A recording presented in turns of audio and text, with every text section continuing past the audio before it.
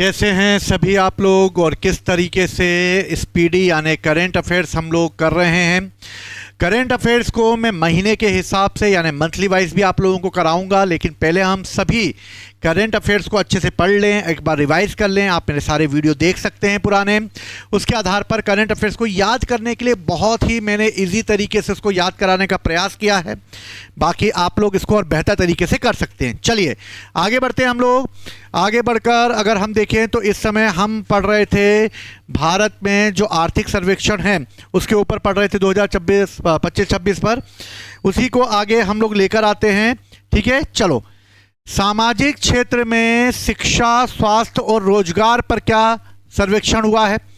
वर्तमान में देश में कुल 23 आईआईटी हैं भैया, 23 हैं। आईआईटी 23 हैं, 21 आईआईएम हैं और मतलब 21 और 20 जो हैं वो एम्स हैं। तो याद रखना ये मोस्ट इंपॉर्टेंट है। 23 आईआईटी हैं, 21 आईआईएम हैं, 20 एम्स हैं पूरे भारत में। ये पूछा जा सकता है, याद रखना कितने एम्स है भारत में। 20 एम्स हैं, कितने आईआईएम हैं, ठीक है 21 हैं। सितंबर 2025 तक देश में कुल 56.2 करोड़ लोग कार्यरत थे।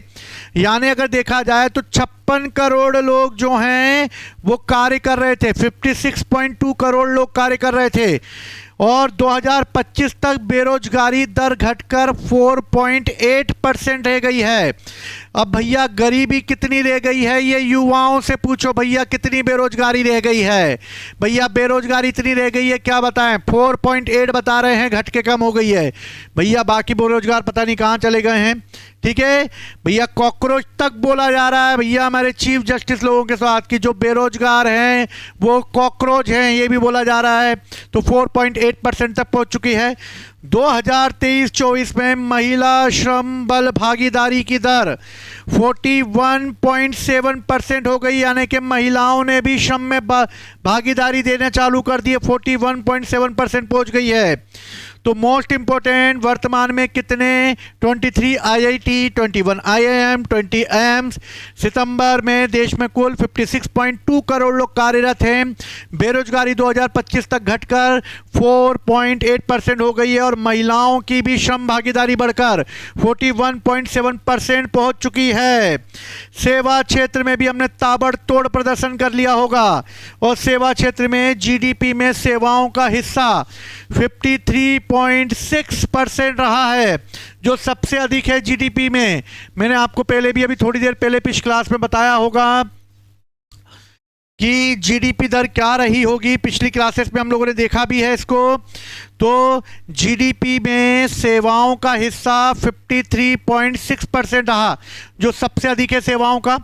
भारत दुनिया का 7वां सबसे बड़ा सेवा निर्यातक है भैया। सबसे ज़्यादा जो है हमने सेवाओं के क्षेत्र में दिया है, जो कि 53.6 है और इस तरह 7वां सबसे बड़ा सेवा निर्यातक है हम लोग।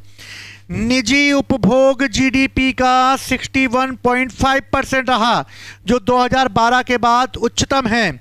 निजी उद्योग में सकल स्थिर पूंजी निर्माण में भी 7.8% की वृद्धि हुई है और कृषि के अच्छे प्रदर्शन से ग्रामीण खपत में भी सुधार देखा गया है।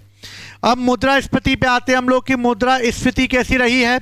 तो मुद्रास्फीति की अगर बात की जाए तो अप्रैल दिसंबर 2025 तक औसत खुदरा जो रहा महंगाई दर मुद्रास्फीति में अगर देखा जाए तो मुख्य रूप से मुद्रास्फीति अप्रैल दिसंबर 2025 तक जब हमने इसको देखा तो 2025 के दौरान औसत खुदरा महंगाई दर मुद्रास्फीति में 1.7% रही, जो अब तक सबसे न्यूनतम है। भैया मुद्रास्फीति महंगाई दर भी 1.7% आ गई है, बढ़ती रहती घटती रहती है ना। कृषि और संबंध खाद्यान्न उत्पादन पे आते हैं हम लोग। 3,577.3 लाख मीट्रिक टन रिकॉर्ड स्तर पर उत्पादन कर लिया भैया। ये याद रखना कितना खाद्यान्न उत्पादन हो गया हमारा, 3577.3। मछली उत्पादन में भी 140 रुपए किलो की हो गई है, यानी मछली भी 140% की वृद्धि हुई है। बागवानी उत्पादन में भी 367.72 मिलियन टन रहा, जो अनुमानित खाद्यान्न उत्पादन से भी अधिक है बागवानी। ठीक। पीएम किसान के तहत अब तक पात्र किसानों को 4.09 लाख करोड़ रुपए जारी कर दिए गए हैं। पीएम किसान के तहत 4.09 लाख करोड़ रुपए भैया पहुंच चुके हैं किसानों के पास। ठीक है, आंकड़े क्या बोल रहे हैं उसको याद रखो। कितने मीट्रिक टन हम उगा रहे हैं? 3577.3 मीट्रिक टन उगा रहे हैं, जिसमें बागवानी में तो हमने 367.72 उगा दिया है। मछली 140% तक बढ़ गई है।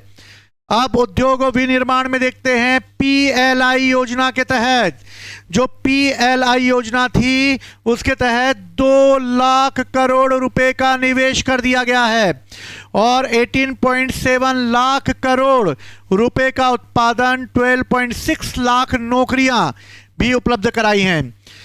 सेमीकंडक्टर के हेतु 10 परियोजनाएं चलाई गई हैं, जिसमें इतने लाख रुपए का निवेश कर दिया गया है, 1.6 लाख। पूंजीगत व्यय बढ़कर 11.21 लाख करोड़ रुपए पहुंच चुके हैं।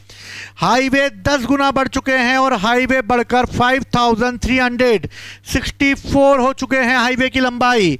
हवाई अड्डों की संख्या भी बढ़कर 164 हो गई है। तो हवाई अड्डे 5364 किलोमीटर हो गए। बहुआयामी गरीबी 55.3% से घटकर 11.28% तक आ चुकी है बहुआयामी, और सामाजिक सेवाओं पे खर्च जीडीपी का 7.9% हो चुका है। तो आर्थिक सर्वेक्षण जो कहता है वो ये कहता है कि हम लोगों ने विकास दर को अच्छे लेवल पर प्राप्त कर लिया है। बहुत अच्छे लेवल पर हम लोगों ने इस समय जो है निवेश कर लिया है। इस समय हम लोगों ने अच्छे हाईवे बना लिए हैं। हमने जो है इस समय हवाई अड्डों का भी स्थापना कर ली है 164। ठीक है, तो ऑल ओवर इसके आंकड़े पूछे जा सकते हैं, तो आप इसके आंकड़ों को याद कर लें, कॉपी में लिख लें, शॉर्ट फॉर्म में भी लिख सकते हैं, चाहे तो स्पीडी को ही आधार बनाएं। जब भी आप तैयारी करें तो एक बुक ले लें स्पीडी की, उसी को आप पढ़ते रहें। जो भी ऐड हो रहा है उसको मैं अलग से बनाऊंगा, वो अपने एक कॉपी में लिखते रहें, तो इससे ऑल ओवर आपका करंट तैयार हो जाएगा। तो चलिए फिर मिलते हैं हम लोग कल नेक्स्ट क्लास में। जय हिंद, जय भारत।